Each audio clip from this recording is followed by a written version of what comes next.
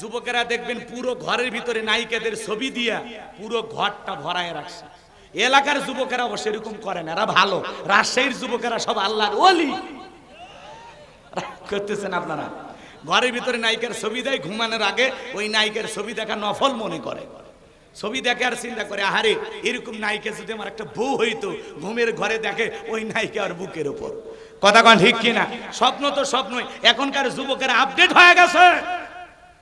এক যুবক দেখি ডাব কিনে প্রেমিকে দিয়ে বলতেছে তুমি খাও, প্রেমিকে পাইপ লাগায় ডাব খাইতেছে, আর এই ছেলে আবার মেয়ের মুখে পাইপ লাগায় খাইতেছে। যুবকেরা, অধিকাংশ যুবক আজকে নষ্ট হয়ে গেছে। কথা কন নাকি আপনারা? না, যুবকদের কিছু বলতে চাচ্ছিলাম, আপনারা আবার রাগই করেন নাকি? বলবো বলবো, রাগ করবেন না। আজকে এই যে হাতে হাতে মোবাইল দিয়েছেন, এই মোবাইলের কারণে যুব সমাজ নষ্ট হয়ে গেছে। কথা কন ঠিক কিনা? এই মোবাইলের ওজন কম, কিন্তু মোবাইলের মাধ্যমে পাপের ওজনটা অনেক বেশি। কথা বলেন ঠিক কিনা? আগে চিঠি লিখতো, এখন কি আর চিঠি আছে? এখন কি SMS। পারুক আর না পারুক, এখন মুখ দিয়ে বললে হয় আই লাভ ইউ, প্রেমিকার কাছে চলে গেছে আই লাভ ইউ। কথা কয় না কেন? দেশে মোবাইল আইছে, চিঠি বন্ধ হইয়াছে, দিওয়ানা বানাইছে, ভোলা মাইয়ার মনের কথা ভাসে বাতাসে। বলবো, দেশে মোবাইল আইছে, চিঠি বন্ধ হইয়াছে, দিওয়ানা বানাইছে, ভোলা মাইয়ার মনের কথা ভাসে বাতাসে। ও দেখো পোলা পানের মন বাদা ফেসবুকে এখন, ও দেখো পোলা পানের মন বাদা ফেসবুকে এখন, মোবাইলে চ্যাটিং কইরা কাটায় সারাক্ষণ। এই মোবাইল পাইয়া দেখো মদনের মাইয়া, এই মোবাইল পাইয়া দেখো মদনের মাইয়া কি কাণ্ড ঘটাইছে, স্বামী সংসার রাইখা নাকি পালাইয়া গেছে। আজকে দেখলাম একটা নিউজ, প্রবাসী এক ভাই বইয়ের নামে 88 লক্ষ টাকা বইয়ের অ্যাকাউন্টে পাঠাইছে। বউ দুটা বেটা সাওয়াল গো, দুটা কথা কয় না, দুটা ছেলে বাচ্চা রাখে, স্বামী আসবে এটা টের পায়ে ভাগে গেছে। কথা কয় না কেন? আজকে সেই লোক কাঁদে বইয়ের নামে মামলা করছে। কি জামানা! কথা কয় না কেন? স্বামী সংসার রাইখা নাকি পলাইয়া গেছে দেশে। বলবো না, না বলবো, দেশে মোবাইল আইছে, চিঠি বন্ধ হইয়াছে, দিওয়ানা বানাইছে, ভোলা মাইয়ার মনের কথা ভাসে বাতাসে। দেশে টিকটক আসিয়া সব গেল ভাসিয়া, দেশে টিকটক আসিয়া সব গেল ভাসিয়া, সিদ্দিক সোরা নায়ক হইছে আইডি খুলিয়া। এই মোবাইলে হাই কি জাদু আছে ভাই, এই মোবাইলে হাই কি জাদু আছে ভাই, পোলা পান বুইজাছে, পড়ালেখা তুইলা রাখছে সপ্তম আকাশে, পড়ালেখা তুইলা রাখছে সপ্তম আকাশে। দেশে মোবাইল আইছে, চিঠি বন্ধ হইয়াছে, দিওয়ানা বানাইছে, পোলা মাইয়ার মনের কথা হাসে বাতাসে। এ যুবক, ভালো হওয়ার দরকার আছে না নাই? খবরদার, মোবাইলের মাধ্যমে কোনো অবৈধ প্রেম ভালোবাসা করা যাবে? তোদের পায়ে হাত দিয়ে অনুরোধ করি, খবরদার এই মোবাইলের মাধ্যমে প্রেম ভালোবাসা করবা না। কথা কয় না?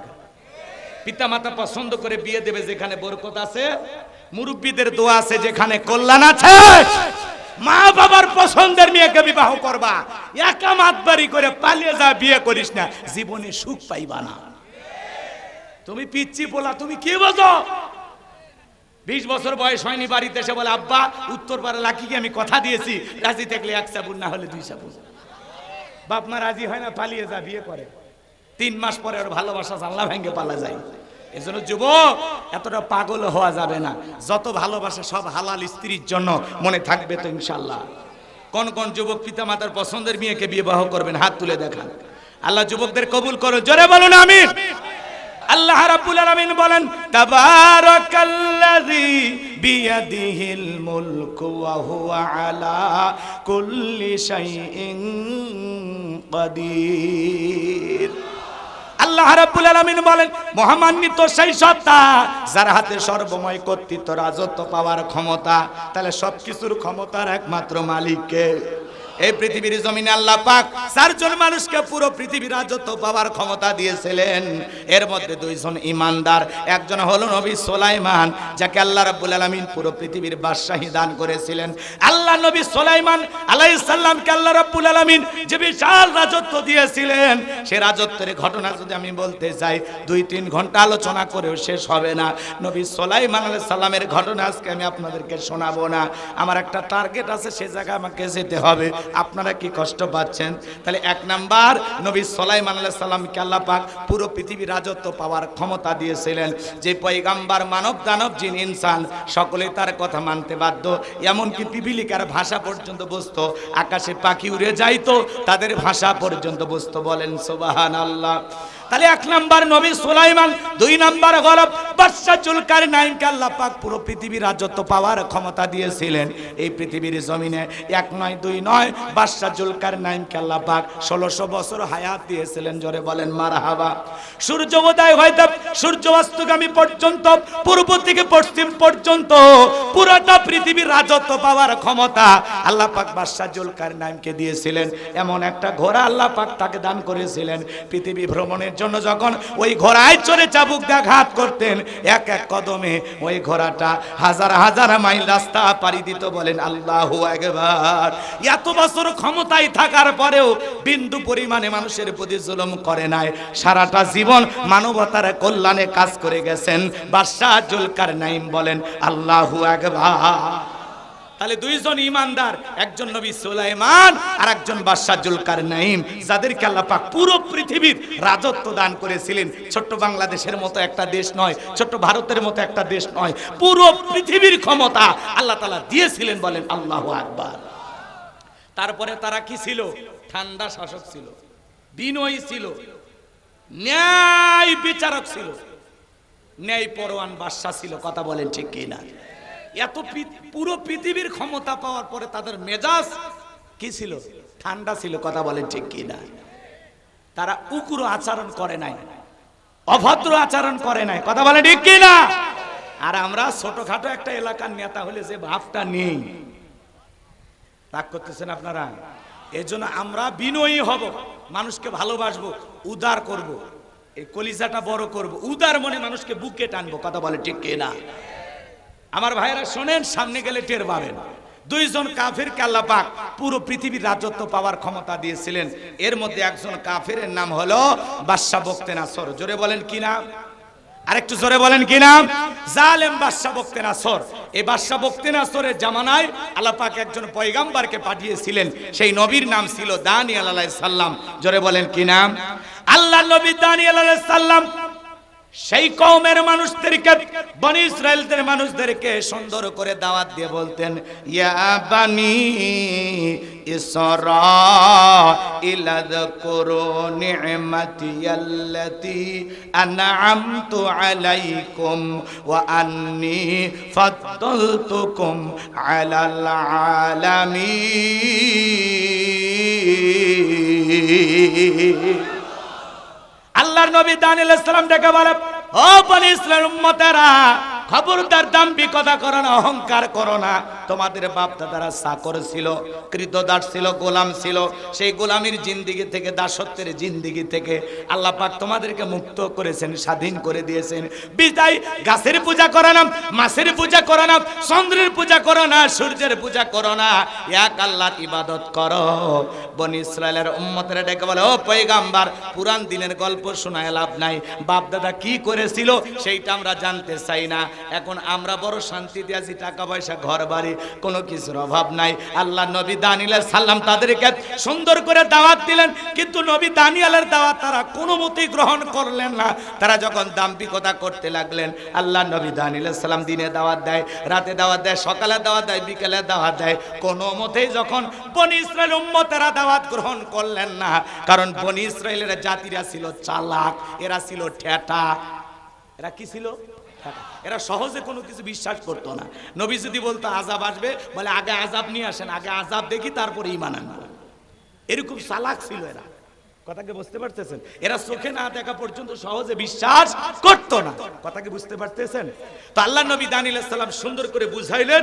কোনো মতেই যখন দাওয়াত গ্রহণ করলো না, আল্লাহ নবী দানিয়েল আলাইহিস সালাম তখন তাদেরকে বলল, সতর্ক করার জন্য বলল, ও বনি ইসরাঈল উম্মতেরা, ও আমার কওমের লোকেরা শোনো, কোন জাতির মানুষ যখন দাম্ভিকতা করে, অহংকার করে, খোদাদ্রোহী হয়ে যায়, তখন আল্লাহ পাক ওই জাতির উপরে দুই ধরনের আযাব আর গজব পাঠায়। এক নাম্বার হলো আসমান জমিনের গজব দিয়া আল্লাহ হয় তাদের ধ্বংস করে দেবে, আর না হয় তাদের ভাগ্যে জালেম শাসক পাঠায় দেবে।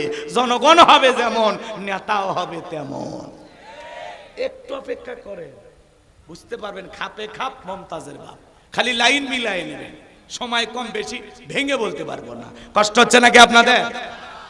এইবার আল্লাহ নবী দানিয়েল আলাইহিস সালামের কথা তারা কর্ণপাত করলেন না, ঘৃণা ভরে প্রত্যাখ্যান করলেন। আল্লাহ পাক তখন ওই কওমের উপরে, ওই জাতির উপরে, ওই বনি ইসরাঈল উম্মতের উপরে বাদশা বখতেনাসরকে পাঠায়া দিলেন। বাদশা বখতেনাসর ক্ষমতার চেয়ারে বসার পরে ঘর বাড়ি থেকে টাকা পয়সা লুটপাট করে নিয়ে যেতে লাগলেন। শুধু কি তাই, নিরপরাধ অসংখ্য মানুষকে জেলখানায় বন্দী করলেন। আল্লাহ নবী দানিয়েল আলাইহিস সালাম সহ তার ৭০,০০০ উম্মতকেও জেলখানায় বন্দী করলেন। তাহলে নবী মানুষ কোন জায়গায়? কথা কয় না কে? তাহলে নবীরা যদি জেলখানায় যায়, আজকে যারা নাইবে রাসূলের ভূমিকা পালন করবে, যারাও দ্বীনের দাওয়াত দিবে, সঠিক মেসেজ জাতিকে বুঝাবে, যারা আল্লাহর জমিনে আল্লাহর আইনের কথা বলবে, দেখবেন ওদেরকে টার্গেট করে জেলখানায় ঢুকাবে। কথা বলেন ঠিক কিনা? এই জন্য মনে রাখবেন, নাইবে রাসূলের ভূমিকা পালন করতে গেলে নবীদের সুন্নত মোতাবেক মাঝে মাঝে এই দেশের হকপন্থী আলেমদেরকে জেলে যেতে হয়। আর আলেমেরা জেলখানায় গেলে সম্মান কমে না বাড়ে? চোর ডাকাত জেলখানায় গেলে মানুষ ঘৃণা করে, ওদেরকে ভুলে যায়, ওদের ফাঁসি চায়। আর আলেমেরা জেলখানায় গেলে তাদের সম্মান বাড়ে। আলেমদের হাতে ডান্ডা বিড়ি দেখে মানুষ কান্না করে। কথা বলে ঠিক কিনা? আর এখন ওদের হাতে ডান্ডা বিড়ি নাই, খালি রশি লাগানো দেখে জনগণ হাসে আর খেপে আর বলে, কেন এদের হাতে পায়ে ডান্ডা বিড়ি লাগানো হচ্ছে না? কথা বলেন ঠিক কিনা? রাগ করতেছে? এতিমের মতো সবগুলো হাজিরা দেয়, দেখেন না? রাগ করতেছেন আপনারা? করেন, সমস্যা নাই আমার ভাইয়েরা। ওটা হলো চোখের শান্তি। মাত্র 2 মাসের ব্যবধানে আজকে বিএনপির নেতার নাম পোস্টারে প্রধান অতিথি। এটা কি 2 মাস আগেও ভাবা গেছে? কি বড় ভাই কামাল ভাই, ভাবা গেছে? জামাতের কোন নেতার নাম পোস্টারে থাকবে, এটা ভাবা গেছে? জামাতের নাম, জামাত আর বিএনপির লোকের নাম পোস্টারে দেওয়া তো দূরের কথা, তাদেরকে অতিথি হিসেবে যদি মঞ্চে বসায়, তাও 2 গাড়ি পুলিশ আসছে। কথা কয় না কেন? তাহলে এই যে সুন্দর সময় আল্লাহ তাআলা দান করেছেন, তাহলে শুকরিয়া হবে কার? এই জন্য আল্লাহ তাআলা বিজয় দিলে উশৃঙ্খল হওয়া যাবে না, বদমেজাজি হওয়া যাবে না, রাগ দেখানো যাবে না। বিনয়ের সহিত মাথা নত করে সিজদা দিয়ে শুকরিয়া আদায় করা লাগবে। লাফালাফি করলে হবে না। কথাকে বোঝা গেল? ওরা যা করেছে সেখান থেকে শিক্ষা গ্রহণ করা লাগবে। ওদের মতো আমরা হতে চাই না। নতুন যারা নেতৃত্ব দিবে বাংলাদেশে, তাদেরকে বলবো অন্তত এদের ইতিহাস থেকে আপনারা শিক্ষা গ্রহণ করবেন। কথা বলে ঠিক কিনা? আমার ভাইয়েরা সামনের দিকে যায়। অনেকে ভাবতেছে হুজুর রাজনীতি করতেছে, এগুলো বাস্তবতা। এগুলো কি আপনাদেরকে সচেতন করার জন্য বলতেছি, আর কিচ্ছু না। আর ঘুমাইলে হবে না। কথা বলে ঠিক কিনা? কষ্ট হচ্ছে আপনাদের? তাহলে আল্লাহর নবী কোন জায়গায়? তাহলে আলেমেরা জেলখানায় গেলে কি আপনারা রাগ করবেন? তাহলে নবীরাও জেলখানায় যায়। আবার যারা আল উলামা ওরাসাতুল আম্বিয়া, ওলামা ইকরাম হলেন সকল নবীদের ওয়ারিস। এজন্য মাঝে মাঝে দেখবেন যারা কোরআনের মুফাসসির হবে, দ্বীনের দায়ী হবে, এদেরকেও জেলখানায় যাওয়া লাগবে। কথা বলে ঠিক কিনা? আল্লামা সাইদি হুজুরকে ওরা 13 বছর বন্দী রেখেছিল। কথা বলে ঠিক কিনা? এরপরে কি মানুষের ভালোবাসা কমছে? হ্যাঁ, মৃত্যুর পরে লক্ষ লক্ষ মানুষকে জানাজায় বাধা দিয়েছিল, তারপরে থামাইতে পারে নাই। আল্লাহু আকবার বলেন।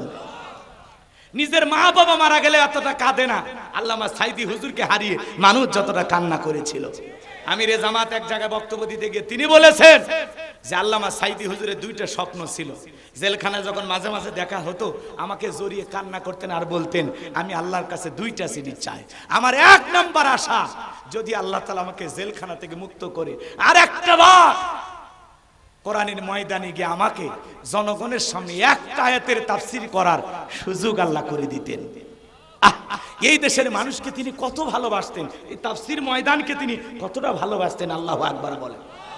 বলে আমি যদি জেলখানা থেকে বের হয়ে একবার কোরআনের মঞ্চে যায়, তাফসীর মাহফিলে যায়, একটা আয়াতের তাফসীর যদি আমি দেশবাসীকে শোনাইতে পারতাম, সুবহানাল্লাহ।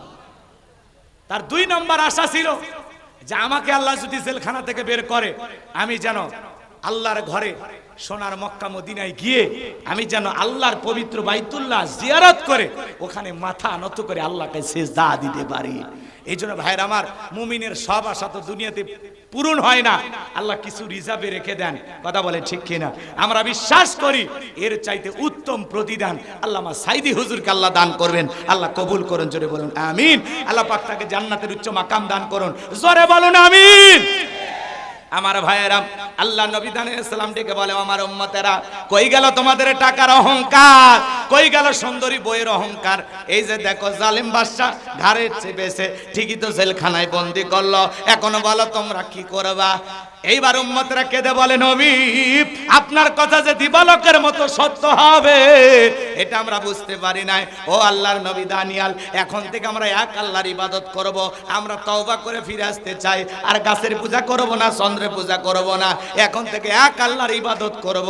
আল্লাহ নবী দানিয়াল দেখে বলে, শোনো, সত্যি যদি তোমরা তওবা করে আল্লাহর গোলামি করতে চাও, আল্লাহর পথে ফিরে আসতে চাও, মনে রাখবেন মায়ের কাছে সন্তান কান্না করলে যেমন মা সেই সন্তানকে ক্ষমা না করে থাকতে পারে না, আমার ভাইয়েরা নবীদের কাছে উম্মতেরা যখন কাকুতি মিনতি করে, নবীদের অন্তরে উম্মতের জন্য মায়ের মতোই দয়া মায়া থাকে। বলেন মারহাবা। আমার উম্মতেরা কান্না করতে হবে না, তোমরা যদি সত্যি আল্লাহর ইবাদত করতে চাও, তওবা করে ফিরে আসতে চাও, আজকে রাত 12টার পরে আমি যখন আল্লাহ বলে ডাক দেব, আমার সঙ্গে ঘুম থেকে জাগ্রত হইয়া তোমরা আল্লাহ বলে ডাক দিবা। মনে রাখবা একমাত্র আল্লাহই পারে জালেমের জেলখানা থেকে মুক্ত করার ব্যবস্থা করে দিতে। রাত 12টার পরে আল্লাহ নবী দানিয়াল সাল্লাম সমস্ত উম্মতদেরকে নিয়ে আল্লাহ বলে ডাক দিয়েছেন। একটু সবাই জোরে ডাক দেন আল্লাহ, সবাই ভালোবেসে ডাক দেন আল্লাহ। আমার ভাইয়েরা, আল্লাহ নবী দানিয়াল সাল্লাম যখন আল্লাহ বলে ডাক দিয়া সিজদায় লুটিয়ে বললেন, চোখের পানি ছেড়ে দিয়ে কাঁদে আর ডেকে বলে, আল্লাহ আমার উম্মতেরা ভুল বুঝতে পেরেছে, তারা তওবা করে ফিরে এসেছে, এখন থেকে তারা একমাত্র আপনার গোলামি করবে। আল্লাহ নবী দানিয়াল সাল্লাম যখন কেঁদে কেঁদে দোয়া করে, আল্লাহ পাক বলে, ও পয়গম্বর আর কান্না করতে হবে না, তো আমি আল্লাহ পাক কবুল করে নিয়েছি, আর অসিরে জালেম বাদশা বক্তে নাসরের জেলখানা থেকে মুক্ত করার ব্যবস্থা করে দিচ্ছি। বলেন মারহাবা। আমার ভাইয়েরা, ওই রাত্রিতে আল্লাহ পাক বাদশা বক্তে নাসরকে এমন একটা মারাত্মক ভয়ঙ্কর স্বপ্ন দেখায়া দিল। ওই স্বপ্ন দেখা জালেম বাদশা বক্তে নাসর চিৎকার মেরে উঠছে। আশেপাশের লোকজন, নিরাপত্তা কর্মী যারা ছিল, দৌড়ে এসে বলে, নেতা এত জোরে চিৎকার মারলেন, ব্যাপারটা কি? বলে, চেহারা দেখে বোঝো না, আমি একটা মারাত্মক স্বপ্ন দেখেছি, এই স্বপ্নের কথা আগামীকালকে আমি বলবো। এই দেশের যত স্বপ্নের তাবির কারক আছে, স্বপ্নের ব্যাখ্যা বলতে পারে, ওদেরকে আমার দরবারে নিয়ে আসো। পরের দিন সকালবেলা হাজার হাজার স্বপ্নের তাবির কারকদেরকে বাদশার দরবারে উপস্থিত করা হলো। এইবার জালেম বাদশা বক্তে নাসর যখন স্বপ্নের কথা বলতে যাবে, ওই মুহূর্তে আল্লাহ পাক বাদশার মাথার মেমোরিতে থাকা সমস্ত কথাগুলো নিয়ে যায় আল্লাহ নবী দানিয়াল সালামের মাথার মেমোরিতে সেভ করে দিলেন। জোরে বলেন মারহাবা। হে যুবক, একটা মোবাইলে যা আছে শেয়ারের মাধ্যমে আর একটা মোবাইলে পার করা সম্ভব কিনা? তাহলে বাদশার মাথার মধ্যে যত স্বপ্নের কথা আছে, সমস্ত কথা আল্লাহ পাক নবী দানিয়াল সালামের মাথার মেমোরির মধ্যে ঢুকাইয়া দিলেন। বলুন আল্লাহু আকবার। এইবার বাদশা যখন স্বপ্নের কথা বলতে যাবে, গতকাল রাতে কি যেন স্বপ্ন দেখলাম আর বলতে পারে না, স্বপ্নের কথা ভুলিয়ে দিলেন। তিনি কে? এইবার বাদশা মুহূর্তের মধ্যে ডায়লগ পরিবর্তন করে ডেকে বলে, শোনো, গতকাল রাত্রে স্বপ্ন কি দেখেছি সেই স্বপ্নের কথাও তোমাদেরকে বলতে হবে, এই স্বপ্নের ব্যাখ্যাও বলতে হবে। জনগণ ডেকে বলে, বাদশা এ তো পাগলামি কথা, স্বপ্ন দেখেছেন আপনি, আমরা কিভাবে বলবো? বাদশা কি স্বপ্ন দেখেছে দেশের জনগণ জানে? আরে ভাই, ওটা তো দূরের কথা, স্বামী স্ত্রী আপনারা এক খাটে ঘুমান, আপনার বউ স্বপ্নে কি দেখে আপনি জানেন? আপনার বউ আপনাক বাদ দিয়া আর একটা ছেলের হাত ধইরা রাজশাহীর জিএ পার্কে ঘুরতেছে, যদি আপনি টের পাইতেন কি করতেন? একজন কয় মেরে ফেলতেন। কি সাহস দেখছেন? বউক মেরে না মামলা হবি, কথা কোন ঠিক কিনা? অনেকে কথা বলতেছেন না, রাগ করতেছেন আপনারা। আবার দেখবেন মাঝে মাঝে আপনি স্বপ্নে আপনার বউকে বাদ আর একটা মেয়েকে নিয়ে রাজশাহী চিড়িয়াখানায় ঘুরতেছেন। আপনার বউ যদি টের পাইতো কি করতো? লাত্তি মেরে খাট থেকে ফেলায় দিত। কথা বলে ঠিক কিনা?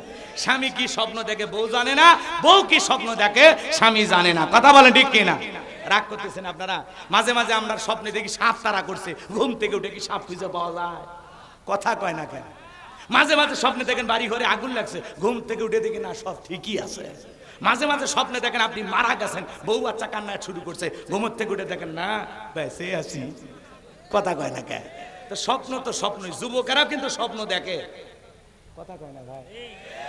যুবকেরা দেখবেন পুরো ঘরের ভিতরে নায়িকাদের ছবি দিয়া পুরো ঘরটা ভরায় রাখছে। এলাকার যুবকেরা অবশ্য এরকম করে না, এরা ভালো। রাজশাহীর যুবকেরা সব আল্লাহর ওলি। করতেছেন আপনারা? ঘরের ভিতরে নায়িকার ছবি দেয়, ঘুমানোর আগে ওই নায়িকার ছবি দেখা নফল মনে করে। ছবি দেখে আর চিন্তা করে, আহারে এরকম নায়িকা যদি আমার একটা বউ হইতো, ঘুমের ঘরে দেখে ওই নায়িকা আর বুকের উপর। কথা কন ঠিক কিনা? স্বপ্ন তো স্বপ্নই। আমার ভাইয়েরা, বাদশা কি স্বপ্নে দেখেছে আপনারা কি শুনবেন? রাগ করেন না বাজান গো, আমার সামনের দিকে যায়। রাত্রি অনেক গভীর হবে, গভীর করার সুযোগ নাই। আমি আর একটা আয়াত তিলাওয়াত করেছি, সেই আয়াতের আলোচনা একটু হওয়ার দরকার আছে না নাই? এই আয়াতের জন্য 10টা মিনিট আপনাদের কাছে আমি চেয়ে নিলাম। আল্লাহ রাব্বুল আলামিন বলেন, আল্লাযী খলাকাল মাউতা ওয়াল হায়াতা লিয়াবলুয়াকুম আইয়ুকুম আহসানু আমালা ওয়া হুয়াল আজিজুল গফুর। আরেকটু জোরে বলেন আল্লাহু আকবার। আল্লাহ তাআলা বলতেছেন, আল্লাযী খলাকাল মাউতা ওয়াল হায়াতা, যিনি সৃষ্টি করেছেন মৃত্যু আর জীবন। এই পৃথিবীর যত বড় ক্ষমতা ধরক নেতা হোক না কেন, জো বাইডেন হোক, পুতিন হোক, আর কাটিং মারা কিং জম হোক, আর ভারতের দাদা হোক, এরা যত বড় নেতা হোক, বলেন তো বাজান, একজন মৃতকে জীবিত করার ক্ষমতা ওদের আছে? জোরে বলেন আছে? নাই। এদিক খেয়াল করেন, ওদের যত অস্ত্র শস্ত্র থাক, সমস্ত অস্ত্র দিয়ে আসমানের দিকে যদি গুলি নিক্ষেপ করে, আসমান থেকে এক ফোঁটা বৃষ্টি আনার ক্ষমতা কারো আছে? ওদের সমস্ত অস্ত্র দিয়া যদি জমিনের নিচে গুলি করে, জমিন থেকে একটা আলু বের করার ক্ষমতা আছে? তাহলে ক্ষমতা কার হাতে? জোরে বলেন কার হাতে? আল্লাহ তাআলা বলতেছেন, আল্লাযী খলাকাল মাউতা ওয়াল হায়াতা, যিনি সৃষ্টি করেছেন মৃত্যু আর জীবন, লিয়াবলুয়াকুম আইয়ুকুম আহসানু আমালা, আমি আল্লাহ পরীক্ষা করে দেখব আমলের দিক দিয়ে কার আমল কত বেশি উত্তম। যার আমল ভালো তার আখিরাত ভালো, যার আমল খারাপ তার আখিরাত বরবাদ। কথা বলেন ঠিক কিনা? এজন্য বিশ্বনবী হাদিস শরীফের ভিতরে বলেছেন, ক্বালা রাসূলুল্লাহি সাল্লাল্লাহু আলাইহি সাল্লাম, ইন্নামাল কুবরু রাউযাতুন মিন রিয়াদিল জান্নাহ আও হুফরাতুম মিন হুফারিন নার, রাওয়াহু তিরমিজি। বিশ্বনবী ডেকে বলেন, যে ব্যক্তির আমল ভালো, মৃত্যুর সঙ্গে সঙ্গে আল্লাহ পাক তার কবরটাকে জান্নাতের বাগান বানিয়ে দিবেন। বলুন সুবহানাল্লাহ। আর যে ব্যক্তির আমল খারাপ, আও হুফরাতুম মিন হুফারিন নার, তার কবরটা হবে জাহান্নামের আগুনের গর্ত। একবার যদি কারো কবর জাহান্নামের আগুনের গর্ত হয়ে যায়, তার কিন্তু বাঁচার কোনো উপায় নাই। আমার নবী যে এক জায়গায় বসা, আসমান থেকে জিবরাইল এসে বলে, নবী এই মুহূর্তে একটা আওয়াজ হইল, আপনি কি শুনতে পাইছেন? আমার নবী বলে, হ্যাঁ আমি শুনতে পেয়েছি।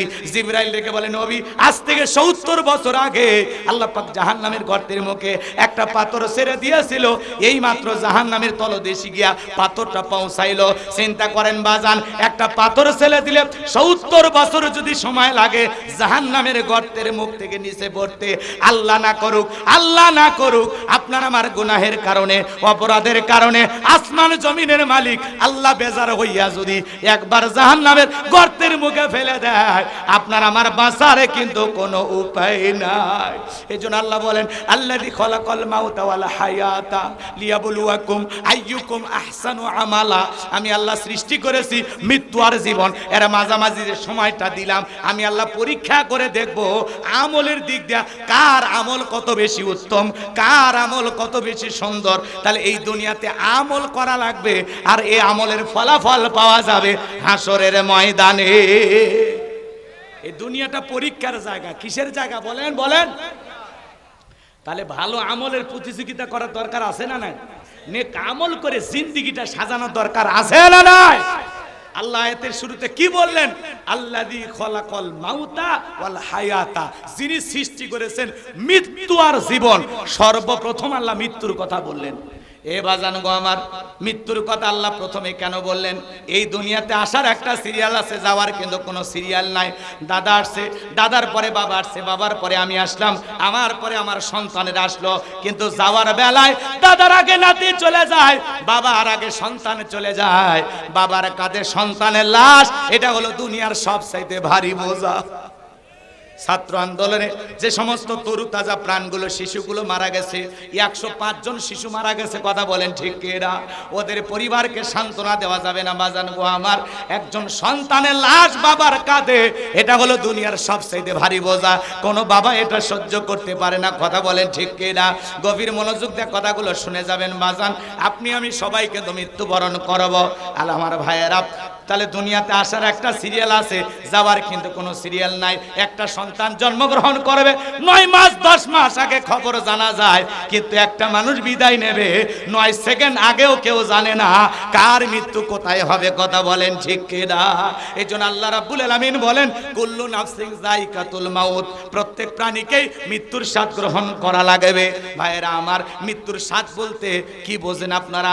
মনে করেন স্বাদ হলো 2 প্রকারের, মিষ্টি খাইলে মিঠা লাগে, নিম পাতা খালি তিতা লাগে।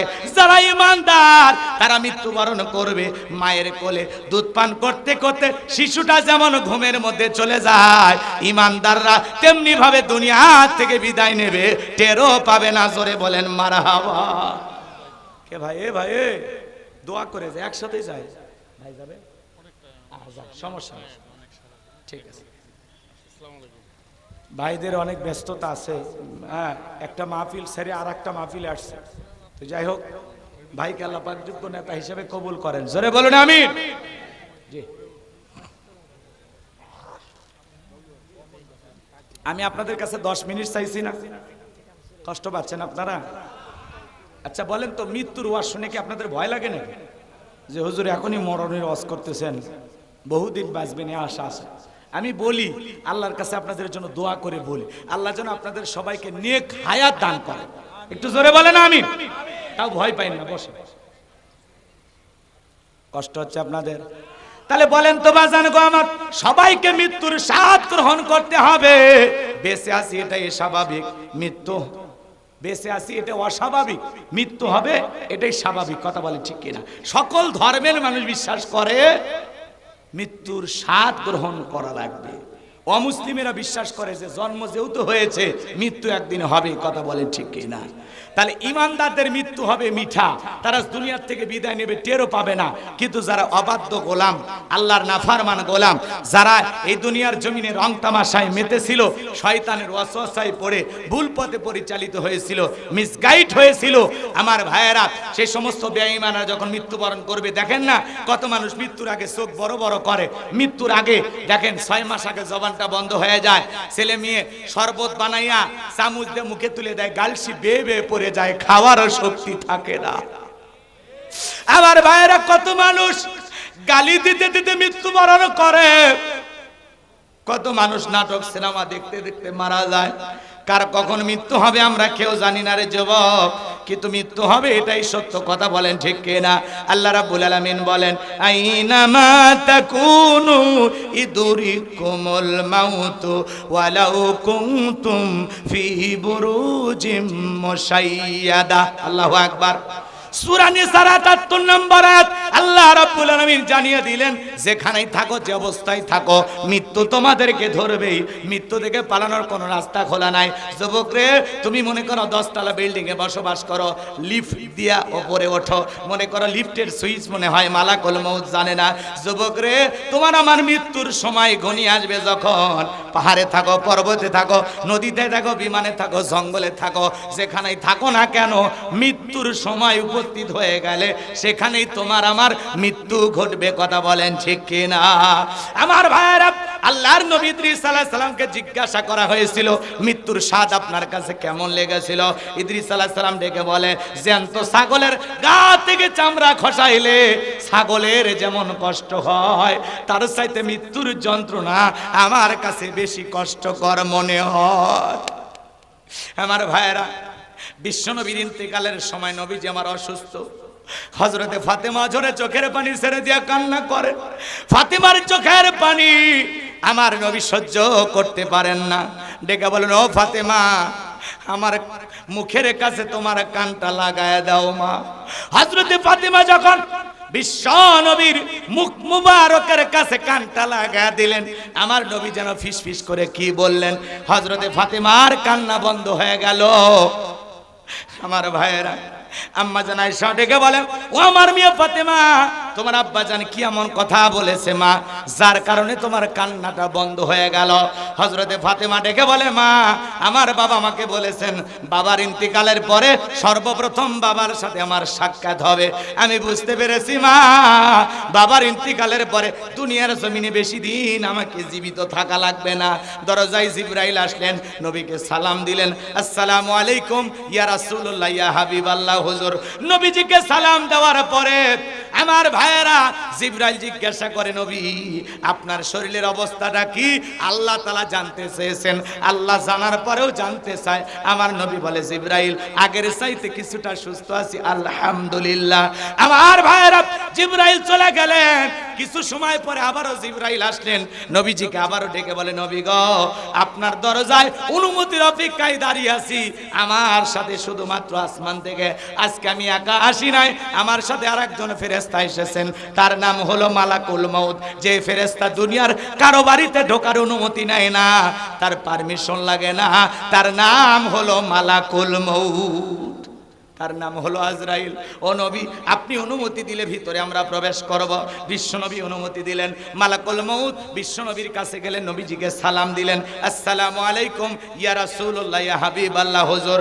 নবী গো, আপনি অনুমতি দিলে আপনার জানটা কবজ করব, অনুমতি না দিলে আল্লাহ তাআলা বলেছেন, আমার বন্ধু যদি অনুমতি না দেয় রে মালাকুল মউত, এক মুহূর্ত দেরি করবি না, চলে আসবে। আমার বন্ধুর যতদিন মন চায় ততদিন আমার বন্ধু দুনিয়াতে থাকবে।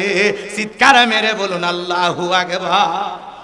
আমার নবী ডেকে বলে, মালাকুল মউত, এরপরে কি আর কোনোদিন তুমি আসবা না?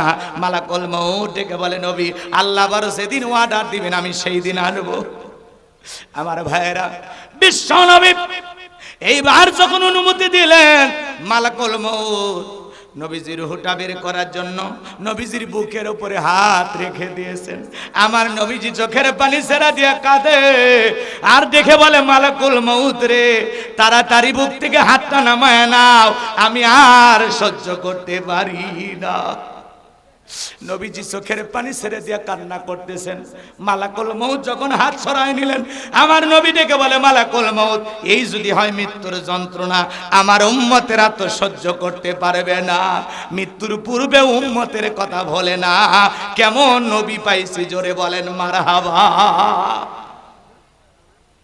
আমার ভাইয়েরা, এইবার আমার নবী ডেকে বলে, মালাকুল মউত রে, আমার উম্মতের জানটা কবজ করার সময় কষ্ট দিবি না, আমার কাছে কথা দে। মালাকুল মউত ডেকে বলে, নবী, বিশ্বাস করেন, দুনিয়ার সব চাইতে কম কষ্ট দিয়া আপনার রূহটা আমি বের করতেছি। আমার আল্লাহ আমাকে বারবার সতর্ক করে দিয়েছেন, মালাকুল মউত রে, জীবনে আমি কোনোদিন কোনো কিছু বলি নাই, আজকে এমন একজন মানুষের জানটা কবজ করার জন্য যাইতেছি, সে মালাকুল মউত। খবরদার আমার বন্ধুর সাথে যেন কোনো বেয়াদবি না হয়। বিশ্বাস করেন গো নবী, দুনিয়ার সব চাইতে কম কষ্ট দিয়া সতর্কতার সহিত আপনার রূহটা বের করার জন্য আমি চেষ্টা করতেছি। আমার নবী দেখে বলে, মালাকুল মউত, দুনিয়ার সবচেয়ে কম কষ্ট যদি এটা হয়, আমার উম্মতেরা সহ্য করতে পারবে না, আমার কাছে কথা দাও, আমার উম্মতকে তুমি কষ্ট দিবা না। মালাকুল মউত দেখে বলে, নবী, আপনার উম্মতের মধ্যে যারা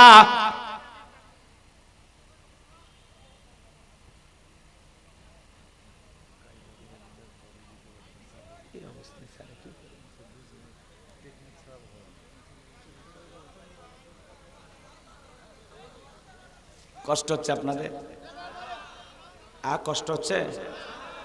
মালাকুল মউত দেখে বলে, নবী, আপনার উম্মতের মধ্যে যারা আপনার আদর্শ মেনে চলবে গো নবী, আমি আল্লাহ আমি আপনার কাছে ওয়াদা দিতেছি গো নবী, আপনার কাছে আমি ওয়াদা দিতেছি, আপনার সেই সমস্ত উম্মতদের জানটা বের করার সময়, রুহটা বের করার সময় আমি তাদের প্রতি হাসান করব।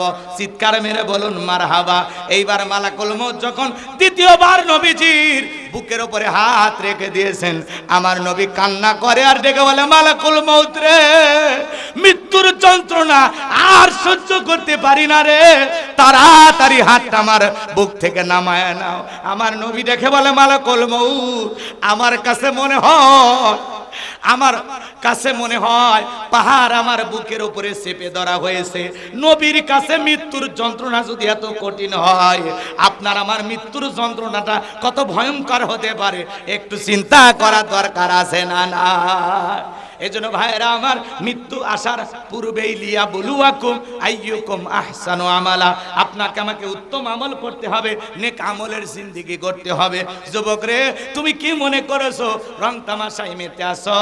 মনে রাখবারে যুবক, আল্লাহ তাআলা বলেন, বাল তুসিরুনাল হায়াতাদ দুনিয়া ওয়াল আখিরাতু খায়রু ওয়া আবকা, তোমরা দুনিয়ার জীবনকে প্রাধান্য দিচ্ছ, অথচ দুনিয়ার জিন্দেগি হলো ক্ষণস্থায়ী, আখিরাতের জিন্দেগি হলো চিরস্থায়ী। কথা বলেন ঠিক কি না? আমার যুবক ভাইরা রে, তোমাদের পায়ে হাত দিয়ে অনুরোধ করে বলে যায়, যুবক, দুনিয়ার রং তামাশায় পাগল হয়ে যায় না। যুবক রে, তুমি যদি 7 দিনের সফরে কক্সবাজারে যাও, তোমার একটা ব্যাগ থাকে, ওই ব্যাগের ভিতরে কাপড় থাকে, প্রেমিকার নাম্বার থাকে, মোবাইল থাকে, চার্জার থাকে। 7 দিনের সফরের জন্য আপনার আমার একটা ব্যাগ থাকে কিনা বলেন? জোরে বলেন, ব্যাগ থাকে কিনা? সফর মাত্র 7 দিন, তাও ব্যাগের প্রয়োজন হয়। আর আপনি আমি পরকাল নামের সফরে যাচ্ছি, বলেন তো বাজান, একটা আমলের ব্যাগ রেডি করে যাওয়ার দরকার আছে না নাই? যুবক তাকায় দেখো, ওই আমলের ব্যাগের ভিতরে নামাজ আছে কিনা, রোজা আছে কিনা, হজ আছে কিনা, যাকাত আছে কিনা, দান খয়রাত আছে কিনা, পিতামাতার খেদমত করেছো কিনা, বিবির হক আদায় করেছো কিনা, সন্তানদের সাথে ভালো ব্যবহার করেছো কিনা, প্রতিবেশীর হক আদায় করেছো কিনা, এই জীবনটা আল্লাহর রাস্তায় পরিচালিত করেছো কিনা। আল্লাহর কাছে হিসাব দেওয়ার আগে, পরকালের বিচার দিবস কায়েম হওয়ার আগে, মালিক ইয়াউমিদ্দিন শেষ বিচার দিবস কায়েম হওয়ার আগে, মৃত্যুর আগেই আপনাকে আমাকে একটু পরকাল নিয়ে আল্লাহর কাছে জবাবদিহিতা নিয়ে একটু চিন্তা করার দরকার আছে না নাই? আল্লাহর কোন কোন বান্দা নেক আমল করে কবরে যেতে চান, 2টা হাত তুলে আমার মালিককে দেখান। আল্লাহ আমাদের সবাইকে নেক আমল করা তৌফিক দান করুন। জোরে বলুন আমিন। হাত সোজা করেন, হাত সোজা করেন। আমি কি হাত নামাতে বলেছি? বলেন বাজান, বলেছি? বলি না। আমি অনেক কথা বলতে চাইছিলাম, আসলে এলোমেলো হয়েছে। টাইমটাও দিয়েছেন আপনারা লেটে, একেবারে দেরিতে উঠায় দিয়েছেন, তারপরে আবার একটু জোট ঝামেলা যা হয়েছে হয়েছে, আলহামদুলিল্লাহ। তো ওনারা এসেছেন, ওনাদেরকেও একটা সম্মান দিতে হয়, তাই না?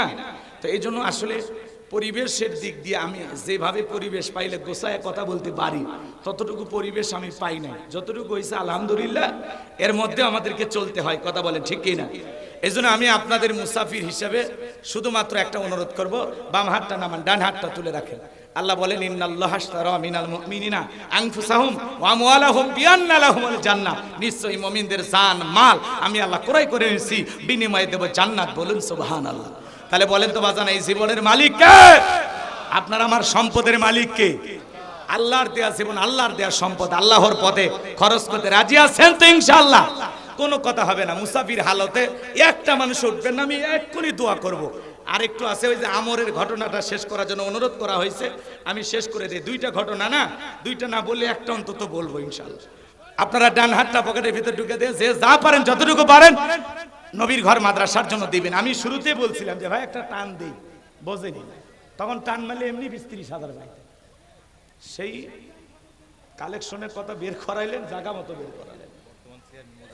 আচ্ছা ভাই, ভাই ওটা না, ভাই ভাই বড় ভাই বসে, যুবক বসো বসো।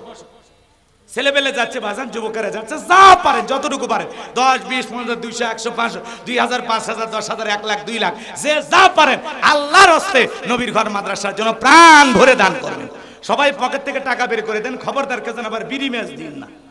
2014 সালে ওয়াজ করতে গেছিলাম রংপুর তারাগঞ্জ, ওই জায়গায় কালেকশন চলতেছিল। একজন ব্যাগের ভিতর দিয়েছিল 2 প্যাকেট বিড়ি, দিয়ে লিখে দিয়েছে 1 প্যাকেট মাহফিল কমিটির আর 1 প্যাকেট বক্তা। কত বড় দুষ্ট সেন দেখুন, এরকম দুষ্টমি করা যায় না। সবাই দেন। মহিলা প্যান্ডেল আছে, আমার মা বোন যারা বসে আছেন, মা ও মা, আমি জানি রাজশাহীর মা বোনদের হাতে রান্না যেমন ভালো, মনটা তার সাথে বেশি ভালো।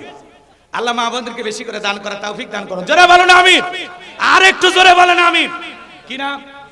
মোজাম্মেল হক, বর্তমান চেয়ারম্যান। 10,000 টাকা জোরে বলেন মারহাবা লিল্লাহি তাকবীর দান করেছেন। 10,000 টাকা দুনিয়ার আখিরাতের এই কোন ঠেকা মরপর রাসূলের সাথে কি জান্নাতে করে দিও দেখা।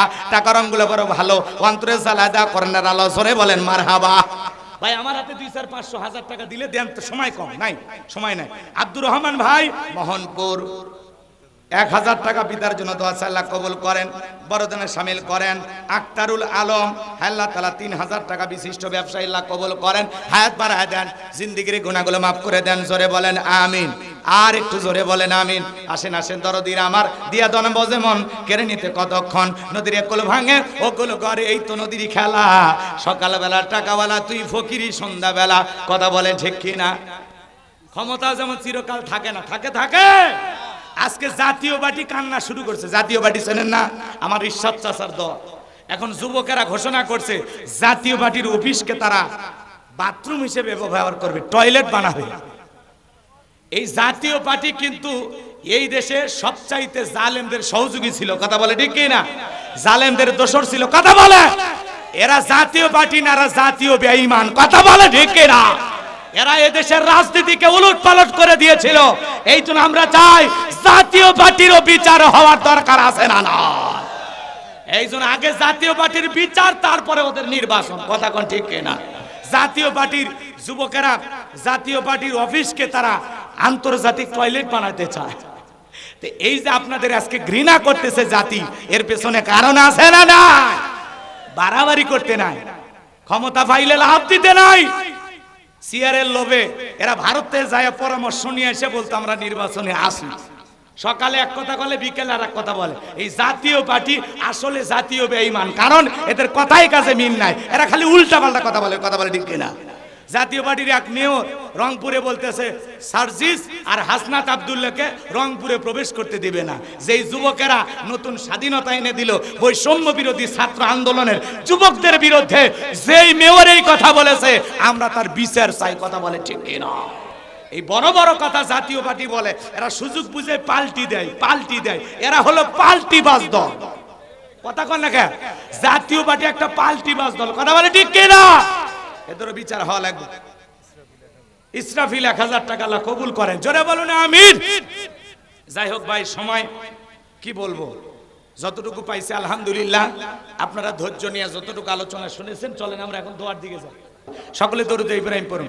আল্লাহুম্মা সাল্লি আলা মুহাম্মদ ওয়া আলা আলি মুহাম্মদ কামা সাল্লাইতা আলা ইব্রাহিম ওয়া আলা আলি ইব্রাহিম ইন্নাকা হামিদুম মাজিদ। আল্লাহুম্মা বারিক আলা মুহাম্মদ ওয়া আলা আলি মুহাম্মদ কামা বারাকতা আলা ইব্রাহিম ওয়া আলা আলি ইব্রাহিম ইন্নাকা হামিদুম মাজিদ। ভাই এই এলাকায় মুনাজাত হয় নাই? চল ছোট করে দোয়া করে দিই নাকি? কারো কিছু বলার নাই তো? আল্লাহুম্মা আমিন। রব্বানা যালামনা আনফুসানা ওয়া ইল্লাম তাগফির লানা وترحمنا لنكونن من الخاسرين। মধুপুর, মোহনপুর, মানসিংহপুর হাফিজিয়া এতিমখানা মাদ্রাসার উদ্যোগে আজকের এই তাফসীরুল কোরআন মাহফিলের সভাপতি জনাব আলহাজ ডাক্তার মোহাম্মদ আব্দুল বারীকে আল্লাহ কবুল করেন।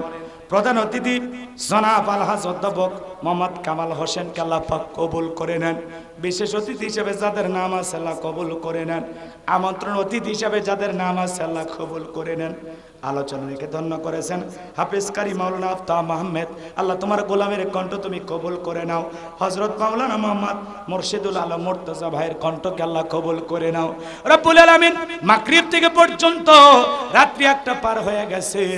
তাকায় দেখো তোমার বান্দা বান্দিগুলো চাতক পাখির মতো কোরআনের কথাগুলো শুনতেছিল। আল্লাহ, আমি যদি সারা রাত বলতাম কোরআনের পাগলেরা চলে যাইতো না। আল্লাহ, যতটুকু আলোচনা হয়েছে বক্তা শ্রোতা সবাইকে আমল করা তৌফিক দিয়া দাও। আমরা যারা হাত তুলে ধরেছি আল্লাহ আমাদের অনেকের মা নাই, বাবা নাই, ইয়েতিম বানায় কবরে চলে গেছে। জনম দুঃখিনী মায়ের কবরে আর সবটুকু পৌঁছায় দাও। আদরের বাবার কবরে আর সবটুকু পৌঁছায় দাও। মা বাবার কবর জান্নাতের বাগান বানায় দাও। রব্বির হামহুমা কামা রব্বায়ানি সগীরা, রব্বির হামহুমা কামা রব্বায়ানি সগীরা।